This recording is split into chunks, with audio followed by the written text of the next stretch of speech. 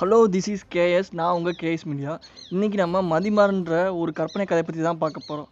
வாங்க பார்க்கலாம். திருச்சி பக்கத்தில் ஒரு சின்ன நகரம். இந்த நகரம் பெரிய கனவுல மனசில் நினச்சிட்டு ஓடிட்டுருக்க சாதாரண மனுஷங்களால் நிறைஞ்சிருந்தது. அங்கே தான் ராமமூர்த்தி வாழ்ந்துட்டு வர்றாரு. இவர் இபி ஆஃபீஸில் ஜூனியர் அசிஸ்டண்ட்டாக வேலை செஞ்சுட்டு வர்றாரு.